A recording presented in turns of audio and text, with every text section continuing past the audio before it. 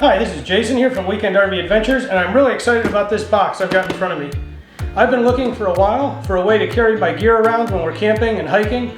I've got a couple of cameras, I've got a drone, I've got some other gear, and I haven't had a good way to carry it around. Right now I've got like 4 or 5 different bags and cases I carry around, and I've got a hiking pack that we take to throw water bottles and snacks in. But I think I found the perfect bag. This is the Atlas Packs athlete bag. I just ordered it. It came in today, and we're actually getting ready to leave to go away on a camping trip in about, well, as soon as I finish shooting this intro here. So I'm going to open it up for you. I'll show you what it looks like, and I'll show you all the gear I'm going to try and get into it.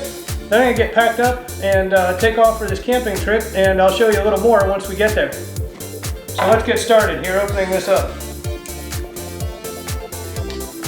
So like I said, I spent a while trying to find a bag that would meet all my requirements. I wanted to carry my camera. I wanted to be able to take it hiking and carry some hiking gear with me as well.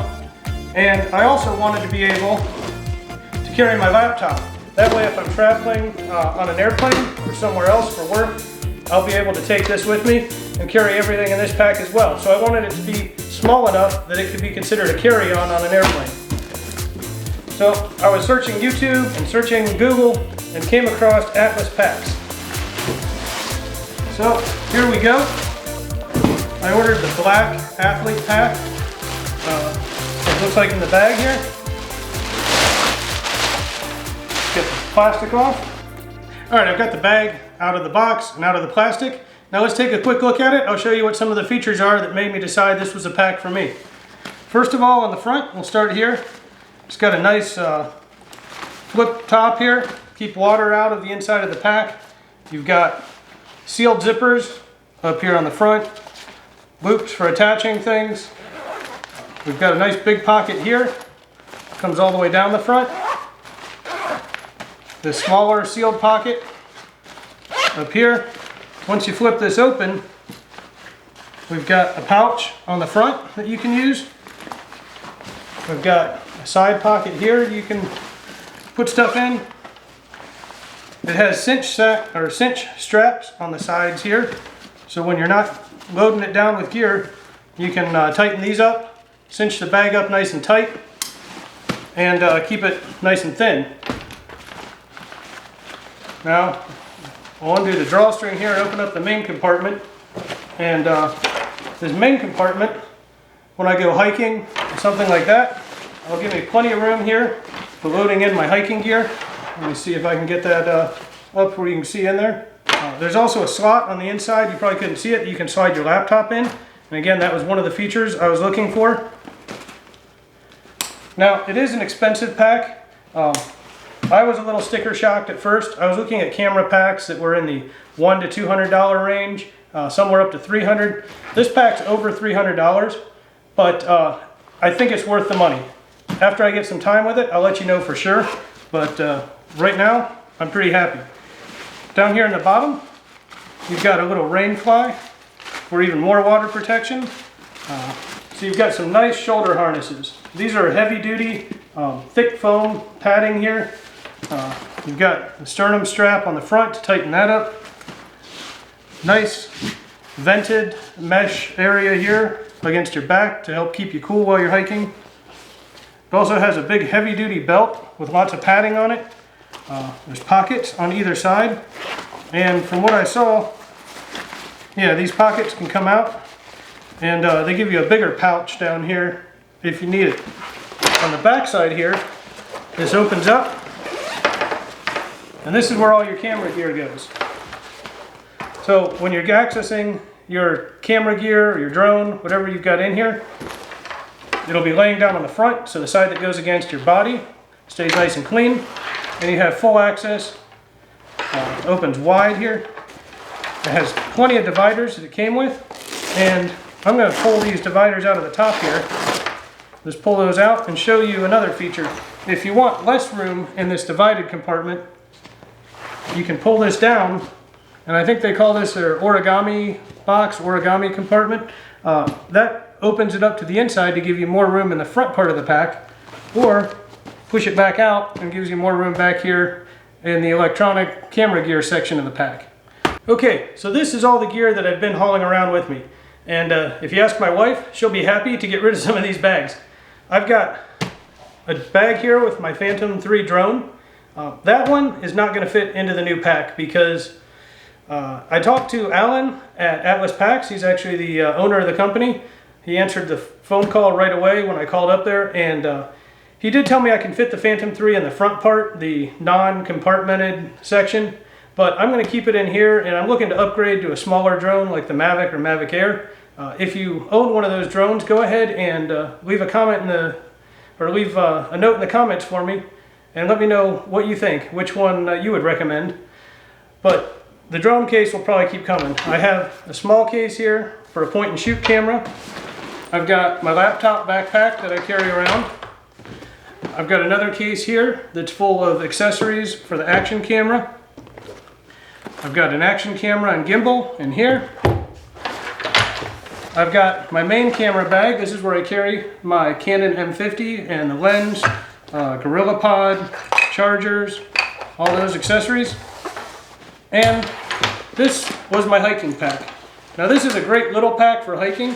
It's a Swiss gear pack. It's got, again, padded in the back, nice straps. And it's worked out great. We can throw a couple water bottles in there, throw some snacks, some first aid supplies, and it's been great for hiking. But now that I'm carrying all this other camera gear with me and video gear, it just isn't big enough. If you want to know any more about the Atlas packs, I'll put the link to their website and a link to Amazon where you can check out the pack and check out reviews on Amazon for it down in the description. So we'll see you in a little bit after everything's loaded up. It's 4 days later, and we just got home from a camping trip down at Hocking Hills State Park in Ohio. We went hiking quite a bit. On Friday, we hiked about 6 miles, and then on Saturday, we hiked about 13 miles, which was pretty impressive considering I had 4 kids with me under the age of 12. The oldest was 12, and they went down from there. But we did a lot of hiking, and I took the pack with me the whole time. First of all, I want to say it was pretty comfortable. I didn't have any problems with it. The waist strap was nice. It held it up, transferred a lot of the weight to your hips. The shoulder straps had plenty of adjustment for me. One thing I don't think I mentioned before is that it also had a spot in the side for a water bladder. Maybe I mentioned that, maybe I didn't. I picked this one up on Amazon. It in the reviews for the Atlas pack, this was one someone had recommended as fitting. It's a 2-liter bladder, and I filled it all the way up and tried to put it into the pack, and it was a little too tight to fit in the pouch. But if you take it down to about 1.5 liters, it fit in there perfect. You may be able to get a little more water in and make it fit. That's enough about that. Let's get to how the pack performed. So I took all those bags and gear that I had laid out here earlier, and I tried to just shove everything into this pack before I left. I was in a hurry. We were trying, my wife and the kids were all outside ready to go. So I tried to just shove everything in the pack and take it with me.